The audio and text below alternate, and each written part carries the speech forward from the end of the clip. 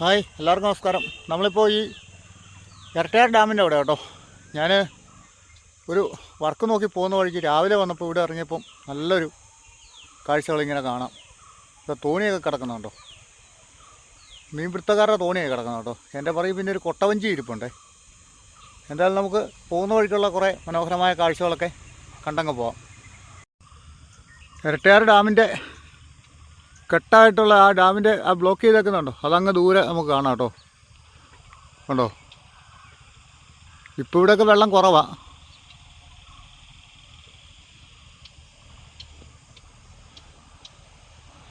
മഴയൊക്കെ ആകുമ്പോഴത്തേക്ക് നല്ല രീതിയിൽ വെള്ളം കയറി വരുവേ. ഒരു തോണിയൊക്കെ കിടക്കുന്ന കാണാം, മീൻപിടുത്തക്കാരുടെ. ആ കാണുന്ന ഭാഗം കണ്ടോ, അതിലെയാണ് ടണലിലോട്ട്, ഇടുക്കി ഡാമിലോട്ട് വെള്ളം പോകുന്ന വഴി. പിന്നെ ഇവിടെ ഈ സൈഡിൽ കൂടെ ഒക്കെ എങ്ങനെ ഇറങ്ങി നടക്കാം.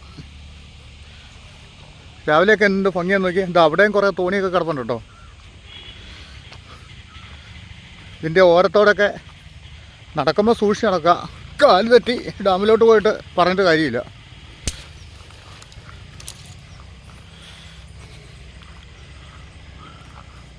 അവിടെയും കിടപ്പുണ്ട് കേട്ടോ തോണിയൊക്കെ.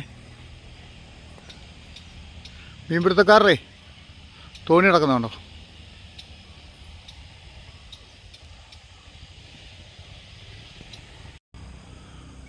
എന്ത് രസമല്ലേ ഇപ്പോൾ രാവിലെ സമയത്ത് ഈ ഡാമും ആ തോണിയെല്ലാം കൂടെ കാണാനേ. ഡാമിലെ കാഴ്ചകൾ നമുക്കിവിടെ റോട്ടിൽ നിന്ന് നോക്കുമ്പോഴും ഒരുപാട് ഭംഗിയുള്ളതായിട്ട് കാണാം കേട്ടോ. ഈ റോഡ് ഇതുവരെ നന്നാക്കിയില്ല കേട്ടോ, ഇത് പൊളിഞ്ഞു കിടക്കുക. പക്ഷേ നന്നാക്കാൻ വേണ്ടിയിട്ട് ഇടയ്ക്ക് വഴിയിൽ മെറ്റീരിയലൊക്കെ കൊണ്ട് ഇറക്കിയിരിക്കുന്ന കാണാം ഇരട്ടയാറ്റിൽ നിന്ന് ഇങ്ങോട്ട് വരുമ്പോൾ. അവിടെ ഒരാൾ മീൻ പിടിക്കുന്നുണ്ടേ. രാവിലെ വള്ളത്തേലിറങ്ങി മീൻ പിടിക്കുന്നുണ്ടോ. മീനുണ്ട് ഇതിനകത്ത് കുറേ അധികം.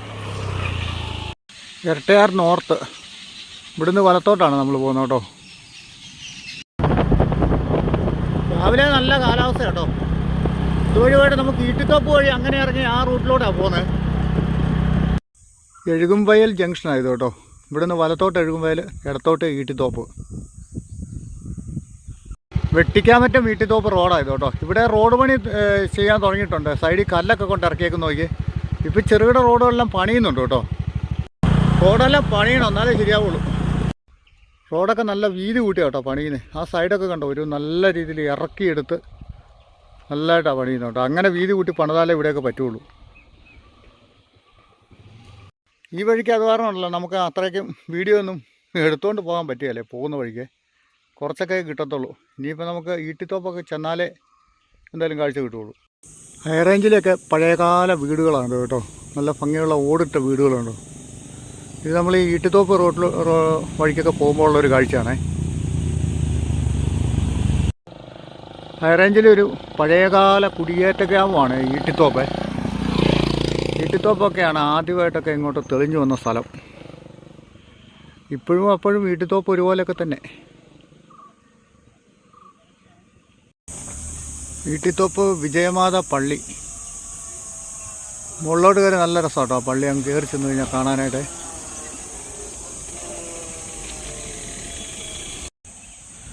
Vijayamatha LP school.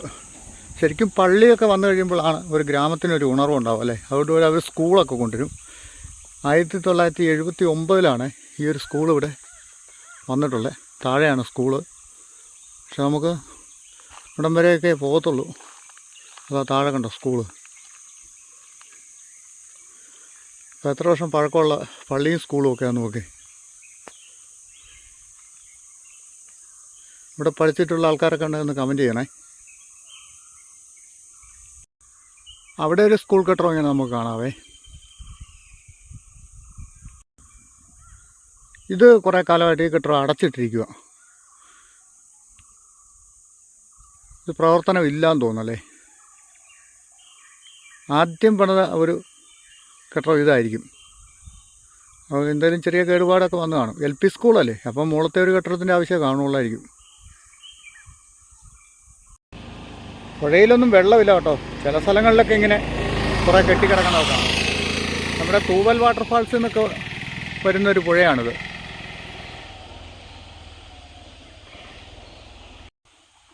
ഹൈറേഞ്ചിൻ്റെ ഉൾഗ്രാമ കാഴ്ചകൾ കാണാനൊരു പ്രത്യേക ഭംഗിയാണ് കേട്ടോ. നമ്മൾ ഒരുപാട് ഉൾപ്രദേശങ്ങളിൽ കൂടെ ഇപ്പോൾ കടന്നു പോയിക്കൊണ്ടിരിക്കുന്നത്. ഇപ്പം നമ്മളങ്ങനെ വരേലക്കട എന്ന് പറയുന്ന സ്ഥലത്തേക്ക് എത്തി കേട്ടോ, വീട്ടിത്തോപ്പിലെ. അങ്ങനെ വന്നപ്പോൾ ഒരു ചേട്ടനെ കണ്ടേ. ചേട്ടാ പേരെന്നാ? എൻ്റെ പേര് പത്മനാഭൻ. പത്മനാഭൻ. എത്ര കൊല്ലമായി ഇവിടെ താമസിക്കുന്നത്? ഇവിടെ ഞങ്ങൾ 17 കൊല്ലം. 17 കൊല്ലമായി. ഏതാ വീട്? അതാ പുറകെ കാണുന്നതാണോ? അതാ അല്ലേ. ഇവിടെ ഇങ്ങോട്ടേക്കൊക്കെ ആൾക്കാർ വരാൻ തുടങ്ങിയിട്ട് എത്ര കൊല്ലമായി താമസം തുടങ്ങിയിട്ട്? ഒരു 10, 30, 40 വർഷമൊക്കെ ആയോ? 76-ലൊക്കെയോ? 76-ലല്ല, 35. 35 മുതൽ വരാൻ തുടങ്ങിയ ആൾക്കാരല്ലേ? കുടിയേറ്റം തുടങ്ങി. ആ, അന്നത്തെക്കാട്ടിലൊക്കെ ഇപ്പോൾ എങ്ങനെയാ? അന്ന് റോഡൊന്നും ഇല്ലല്ലോ അല്ലേ? റോഡൊന്നുമില്ല. അതെന്നാൽ ഈ വഴി എങ്ങനെയായിരുന്നു? നടപ്പുവഴി മാത്രമേ ഉള്ളായിരുന്നു? നടപ്പുവഴി മാത്രം.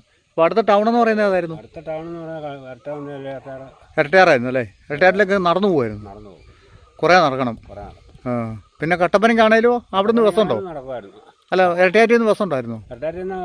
അത് ഒത്തിരി കാലം കഴിഞ്ഞാൽ ബസ് വന്നു അല്ലേ? ആ സമയത്തൊന്നുമില്ല. ആ സമയത്തൊന്നും. അന്നേരം നടക്കണം നമ്മളല്ലേ? ആരൊക്കെ ഉണ്ട്? പിള്ളേരൊക്കെ? പിള്ളേർ 3 പേര്. ആ, ചേട്ടൻ വന്നിട്ട് എത്ര കൊല്ലമായി? ഞാൻ വന്നിട്ട് ഇവിടെ വന്നിട്ട് 33 വർഷമായി. 33 വർഷമായി. ആ, ബസ് റൂട്ടൊക്കെ തുടങ്ങിയിട്ട് കുറച്ചായി? ബസ് റൂട്ട് വേണമെങ്കിൽ ഇപ്പോൾ 15-20 കൊല്ലത്തിനടുത്ത്. 15-20 കൊല്ലമായി അല്ലേ? ആ സമയത്തായി വഴി തെളിഞ്ഞു അല്ലേ? അതുവരെ വഴിയൊന്നും ഇല്ലായിരുന്നു. ആ, ഞാനിപ്പോൾ ഇങ്ങനെ കുറേ ഈ ഭാഗത്തോടെ കുറേ ഗ്രാമക്കാഴ്ചകളൊക്കെ ആയിട്ട് ഇങ്ങനെ ഇറങ്ങിയായിരുന്നു. അപ്പോൾ കൂടുതൽ ഒന്ന് പരിചയപ്പെട്ടൊക്കെ പോകാമെന്ന് വിചാരിച്ച്. ശരിയെന്നാ. ആ, അപ്പോൾ ആ കാണുന്നതാണ് പത്മനാഭൻ ചേട്ടൻ പറഞ്ഞത് ഇവിടുത്തെ ആദ്യത്തെ കട. വരകാല എന്ന് പറഞ്ഞ നെടുങ്കണ്ടംകാരുടെ ഒരു കടയായിരുന്നു. അതെ, അതിപ്പോഴും അങ്ങനെ തന്നെ നിൽക്കുന്നുണ്ട് കണ്ടോ. ആ പഴയ ഓടിട്ട കെട്ടിടമൊക്കെ കാണാൻ എന്നെ ഭംഗിയാന്ന് നോക്കി. പക്ഷേ ഇപ്പോഴത്തെ കെട്ടിടത്തിനും ഭംഗിക്കുറവല്ല. പക്ഷേ ഇപ്പോഴത്തോട്ട് വാർക്കയിലോട്ട് വന്നു കഴിഞ്ഞപ്പോൾ അതിനൊരു ഭയങ്കര ചേഞ്ചായി. ഇനിയിപ്പോൾ എല്ലായിടത്തും കൂടുതലും വാർക്ക കെട്ടിടങ്ങളാണ്. ഇങ്ങനെയുള്ള കെട്ടിടങ്ങളൊക്കെ അപൂർവമായിട്ടേ കാണാനുള്ളൂ. അപ്പോൾ നോക്കിയേ, ഇവിടെയൊക്കെ ഈ ഭാഗത്തോട്ടൊക്കെ എത്ര കൊല്ലം മുമ്പ് ആൾക്കാർ കുടിയേറ്റം വന്നു നോക്കി. പുള്ളി പറഞ്ഞ 1935 മുതൽ ഇങ്ങോട്ട് ആൾക്കാർ വന്നിട്ടുണ്ട്. പക്ഷേ അന്നൊന്നും വഴിയില്ല, ഒന്നുമില്ല. ഒരുപാട് കഷ്ടപ്പാടായിരിക്കും അല്ലേ ആ സമയത്തൊക്കെ ഇവിടെയുള്ള ആൾക്കാരെ ജീവിതമൊക്കെ. കാട്ടുമൃഗങ്ങളും അസുഖങ്ങളും ഒക്കെ ആയിട്ട്. എന്നിട്ടും പടവരുത്തി അവർ വിജയിച്ച് ഇവിടം വരെ എത്തിയിട്ടുണ്ട്. ഗ്രാമങ്ങളിൽ കൂടെ ബസ് വരുന്ന കാണാനൊരു പ്രത്യേക ഭംഗിയാണ് കേട്ടോ. ഈ ഒരു ബസ് ഈ ഗ്രാമത്തിൽ കൂടെ പോകുന്നൊരു കാഴ്ച നോക്കി. അങ്ങനെ ഈ ഗ്രാമത്തിൽ കൂടെ വരുന്ന മറ്റൊരു ബസ്സും കൂടെ നമുക്ക് എൻട്രൻസ് കിട്ടി കേട്ടോ. എന്താണ്ട് അത് കൊന്നക്കൽ എന്ന് പറഞ്ഞൊരു ബസ്സാണേ. അപ്പോൾ എന്തായാലും ഈ ഗ്രാമങ്ങളിൽ കൂടെയൊക്കെ ഈ ബസ് ഇങ്ങനെ കയറി വരുന്നത് നേരത്തെ ഞാൻ പറഞ്ഞ പോലെ കാണാനൊരു പ്രത്യേക ഭംഗിയുണ്ട്. ഈ ബസ്സൊക്കെയാണ് ഈ നാട്ടിലെ ആൾക്കാരുടെയൊക്കെ ഒരു ആശ്രയം. കൊന്നക്കൽ ട്രാവൽസ്. വരവുകാലക്കട കഴിഞ്ഞ് കുറച്ച് മുന്നോട്ട് വന്നപ്പം ഇവിടെയും ഉണ്ട് കുറച്ച് കാഴ്ചകൾ കേട്ടോ. ഒരു പാലമൊക്കെ അതാ ഈ ചിന്നാർ പുഴയ്ക്ക് കുറുകെ ഒരു പാലമൊക്കെ ഉണ്ട്. അതുപോലെ തന്നെ അവിടെ ഒരു കടയൊക്കെ ഉണ്ട്. അതിൻ്റെ ഇപ്പുറത്തായിട്ട് ഉണ്ട് ഒരു പെട്ടിക്കടയൊക്കെ ഇരിക്കുന്നുണ്ടോ ആ മരത്തിൻ്റെ ഉള്ളിൽ. പഴയകാല കടകളിലൊന്നാണ് അതെ. അതിൻ്റെ അപ്പുറത്തൊരു കടയുണ്ട്. പിന്നെ മനോഹരമായ ഇല കൊഴിഞ്ഞ് നിൽക്കുന്നൊരു മരമൊക്കെ ഉണ്ട് ഇവിടെ. ഈ പാലത്തിൽ നിന്ന് നമുക്ക് ഈ പുഴയുടെ കുറച്ച് കാഴ്ചകളൊക്കെ ഒന്ന് കാണാം. ഇതക്കരെ കുറേ താമസക്കാരൊക്കെ ഉണ്ട് കേട്ടോ. അങ്ങോട്ടൊക്കെ പോകുന്ന റോഡുകളൊക്കെയാണ് കേട്ടോ. ചിന്നാർ പുഴ അവിടെ നിന്ന് ഒഴുകി വരും. അവിടെ ഒരു നല്ല കാഴ്ചയുണ്ട് കേട്ടോ. ആ കുറ്റി പോലെ നിൽക്കുന്നുണ്ടോ, അതിൻ്റെ മുകളിൽ കൂടെ മണൽ കോരിയിട്ട് ഇങ്ങനെ കൊട്ടയിൽ വെച്ചിരിക്കുക. അത് മണലിലെ വെള്ളം ഊർന്നു പോകാൻ വേണ്ടി വെച്ചിരിക്കുന്നതായിരിക്കും അല്ലേ. ഈ പുഴയൊക്കെ ഉണ്ടല്ലോ ഈ കാണുന്ന പോലെയൊന്നുമല്ല. മഴയത്തൊക്കെ നല്ലപോലെ നിറഞ്ഞങ്ങ് കവിയും. കുറേ താറാവ് മക്കൾ അതിലെ കൂടെ നീന്തി കളിക്കുന്നുണ്ടോ. ഇവിടെ കുറേ മരമുണ്ട് ആ വെള്ളത്തിൽ. താറാവ്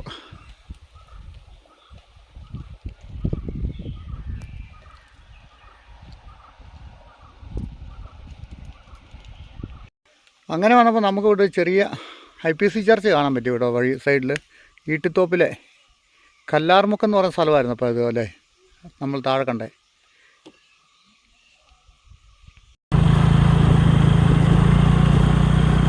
ഇങ്ങനെ നമ്മുടെ ബോഗൺവില്ലയൊക്കെ പൂത്തു നിൽക്കുന്നുണ്ടോ വഴി സൈഡിലൊക്കെ. ഈ റോഡ് വീതി നല്ലപോലെ കൂട്ടണം, കൂട്ടിപ്പണിയാണ്. നമ്മൾ അപ്പുറത്തൊക്കെ ഇതിൻ്റെ പണി കണ്ടില്ലേ. അവിടെയൊക്കെ തുടങ്ങി വരുന്നേ ഉള്ളൂ കേട്ടോ, ഇങ്ങോട്ടൊക്കെ പണി ആയി വരുന്നേ ഉള്ളൂ. അപ്പം നമ്മൾ ചിന്നാർ എന്ന് പറഞ്ഞ ആ ഗ്രാമത്തിലേക്ക് എത്തി കേട്ടോ.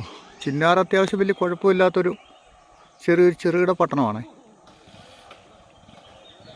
ഇവിടേക്കൊക്കെ നല്ല റോഡാണ്, നെടുങ്കണ്ടത്തു നിന്ന് വരുന്ന ആ ഒരു റോഡൊക്കെ. ഇവിടുന്ന് വലത്തോട്ട് കിടക്കുന്ന വഴിക്ക് പോയാൽ നമുക്ക് നെടുങ്കണ്ടം പോകാം കേട്ടോ.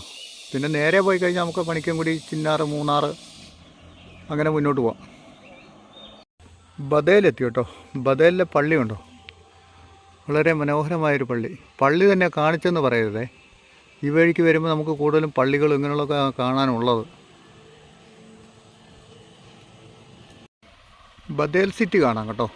റേഷൻ കട, പലചരക്ക് കട, ഇങ്ങനെ കുറേ വ്യാപാര സ്ഥാപനങ്ങളൊക്കെ ഇവിടെ ഉണ്ട്.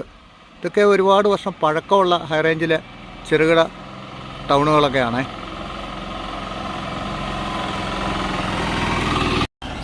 ഈ ഒരു ജംഗ്ഷനിൽ ഇങ്ങനെ വന്നപ്പോഴേ ഇതൊരു വീടുണ്ട്, പാൽ സൊസൈറ്റി ഉണ്ട്, പിന്നെ ഒരു കുരിശുപള്ളിയുണ്ട്. പിന്നെ മറ്റൊരു കാഴ്ച ഞാൻ ഇപ്പോഴാണ് കണ്ടോ കേട്ടോ. ഞാനിപ്പോൾ ഇതിലെ കണ്ട് കുറേ ആയേ. ആ നവംബറിലെ വെള്ളപ്പൊക്കത്തിൽ പോയതാണ് ഈ പാലം കണ്ടോ. ആ വലിയ മഴക്കാലത്ത് പോലെ അത് കഴിഞ്ഞ് വന്ന ആ ഒരു ഇവിടെ കൂട്ടാറൊക്കെ പ്രശ്നം ഉണ്ടായില്ലേ, ആ സമയത്ത് പോയതാണ് ഇതും ആ കൂടെ. ഇവിടെ നല്ല രീതിയിൽ വെള്ളമൊക്കെ കയറി. എന്താ അല്ലേ, അക്കരയ്ക്കുള്ള ആൾക്കാരുടെ യാത്രാ സൗകര്യം കട്ടായിപ്പോയി. അങ്ങോട്ടൊക്കെ ഒത്തിരി ആൾക്കാർ താമസിക്കുന്നതാണ്. പുഴയൊക്കെ ഭയങ്കര ഭീകരന്മാരാണ് ചില കാലഘട്ടത്തിലൊക്കെ. ഈ റോഡ് നല്ലതായിട്ട് പണിത് കഴിയുമ്പോൾ എന്ത് രസമായിരിക്കും കാണാം അല്ലേ, റബ്ബറൈസ്ഡ് റോഡൊക്കെ ആയിട്ട് വരുമ്പോൾ. അങ്ങനെ കുറച്ചിങ് വന്നപ്പോൾ ഇതാ ഇവിടെ ഒരു ബസ് കാത്തിരിപ്പ് കേന്ദ്രം കാണാം, ആർച്ച് പാലം. അപ്പം നമുക്ക് ഈ ആർച്ച് പാലം ഒന്ന് കാണാം. നമ്മുടെ കൊച്ചി മറൈൻ ഡ്രൈവിലൊക്കെ പോയാൽ മഴവിൽ പാലം എന്നൊക്കെ പറയില്ല, അതുപോലെ വളഞ്ഞു കുത്തി നിൽക്കുന്നൊരു പാലം ഇത് കേട്ടോ. കുറച്ച് നമുക്ക് ഇതിലൊന്ന് കയറിയിട്ട് പോകാം. ഈ പുഴയുടെ നടുക്ക് നിന്ന് അങ്ങോട്ടും ഇങ്ങോട്ടുള്ള കാഴ്ചകളൊക്കെ ഒന്ന് കാണുകയും ചെയ്യാം. മഴവിൽ പാലം അഥവാ ആർച്ച് പാലം. ഈ ആർച്ച് പാലം കടന്ന് അക്കരയ്ക്ക് കണ്ടോ കയറിപ്പോവേ. ഇതൊക്കെ വാഹനങ്ങളൊന്നും കൊണ്ടുപോകാൻ പറ്റുകയില്ല, അല്ലാതെ നമുക്ക് പോകാം കേട്ടോ. എല്ലാ ഭാഗത്തേക്കും നല്ല കാഴ്ച കിട്ടുന്നൊരു സ്ഥലം ഇവിടെ. പണ്ടത്തെ ഏതോ തടിപ്പാലമൊക്കെ കണ്ടോ, മഴയത്ത് ഇവിടെ ഏതോ ഒരു തടിപ്പാലം മഴയത്ത് ഒഴുകി വന്നതാണ് വെള്ളപ്പൊക്കം. അതുപോലെ അവിടെ ഒരു ചെക്ക് ഡാമൊക്കെ ഉണ്ടേ. ചെക്ക് ഡാമിൻ്റെ മുകളിലായിട്ട് രണ്ട് വലിയ പാറ ഇരിക്കുന്നുണ്ടോ, ഭയങ്കര രണ്ട് പാറ. ഏതോ ഒരു കാലഘട്ടത്തിൽ പ്രകൃതി ദുരന്തം ഉണ്ടായപ്പോൾ ഒഴുകി വന്ന പാറ അതൊക്കെ അല്ലേ, അല്ലാതെ ഈ പ്രദേശം എവിടുന്ന് വരാനാണ്? ചിലപ്പോൾ ഈ ഒരു ഭാഗത്തു നിന്നൊക്കെ വന്നതായിരിക്കും, അവിടെ നിന്നൊക്കെ ഉരുണ്ട് വന്ന് ഈ പുഴയിൽ വന്ന് കിടക്കുന്നതായിരിക്കും. എന്തായാലും തൂവൽ വാട്ടർഫാൾസിൽ നിന്ന് ഒഴുകി വരുന്നൊരു പുഴ തന്നെയാണ് ഇത്. ഇവിടുന്ന് അങ്ങോട്ടും വെള്ളമൊന്നുമില്ല കേട്ടോ, താഴെ ആൾക്കാരൊക്കെ ഉണ്ടേ. പുഴയിൽ എന്തോ അലക്കോ പരിപാടിയൊക്കെയാണ്. അപ്പോൾ നമുക്കിനി ഈ ആർച്ച് പാലത്തെ നിന്ന് ഇറങ്ങി നല്ല വണ്ടി ഇരിക്കുന്ന അടുത്തേക്ക് പോകാം കേട്ടോ. ഈ പാലത്തെ നിന്ന് ഇങ്ങനെ നല്ല രസമാണ് ഫോട്ടോ എടുക്കാനും വീഡിയോ എടുക്കാനൊക്കെ. ഫോട്ടോ എടുക്കാൻ അടിപൊളി, അങ്ങോട്ടും ഇങ്ങോട്ടും തിരിഞ്ഞ് നിന്നിങ്ങനെ ഫോട്ടോ എടുക്കാം. പഴയ കാലത്തുള്ളൊരു കെട്ടിടം നമുക്കിവിടെ കാണാം കേട്ടോ. ഓടും ഒക്കെ ഇട്ട് തട്ടി പലക കൊണ്ടുള്ള ഡോറൊക്കെ ഉള്ള, പക്ഷേ അതിൻ്റെ ഇപ്പുറത്തെ സൈഡിലൊരു ഷട്ടറൊക്കെ വെച്ചിട്ടുണ്ട്. പിന്നെ ഇവിടുന്ന് അങ്ങോട്ട് നോക്കുമ്പോണ്ടല്ലോ ഇഷ്ടംപോലെ കണിക്കൊന്നയൊക്കെ പൂത്ത് നിൽക്കുന്നുണ്ടോ. ഇനിയിപ്പോൾ വിഷുക്കാലമൊക്കെ വരാൻ പോകല്ലേ, ഇഷ്ടംപോലെ കണിക്കൊന്നയൊക്കെ ഇങ്ങനെ പൂത്ത് നിൽക്കുന്നതാണ്. പെരിഞ്ചാംകുട്ടി എത്തി കേട്ടോ. പെരിഞ്ചാംകുട്ടി പാലം ഇതേ. ഇതിൻ്റെ അക്കരെ പെരിഞ്ചാംകുട്ടി ഒരു ചെറിയ ടൗണൊക്കെ ഉണ്ട്. പെരിഞ്ചാംകുട്ടി പാലത്ത് നിന്ന് ചിന്നാർപ്പുഴയുടെ കാഴ്ചകൾ. ഇവിടെ ഒരു ചെറിയ പെട്ടിക്കടയുണ്ട്, അപ്പുറത്തൊരു വെയിറ്റിംഗ് ഷെഡുണ്ട്. അവിടുന്ന് വലത്തോട്ട് കിടക്കുന്ന വഴിക്ക് പോയി കഴിഞ്ഞാൽ മുരിക്കാശ്ശേരി, ഇടത്തോട്ട് കട്ടപ്പന. പെരിഞ്ചാംകുട്ടി പാലം ഉദ്ഘാടനം ചെയ്ത് 2008 കേട്ടോ. ഇതിൻ്റെ അപ്പുറത്ത് അവിടെ ഒരു കാറ്റാടിപ്പാറ എന്ന് പറഞ്ഞിട്ടൊരു പാറയുണ്ട്, അതാ കാണുന്നുണ്ടോ. അവിടെ കയറി നിന്ന് നല്ല കാറ്റൊക്കെ കിട്ടും, നല്ല 360 വ്യൂ പോയിൻ്റാണ്. അങ്ങനെ കുറേ കാഴ്ചകളൊക്കെ ഇവിടെ ഉണ്ട്.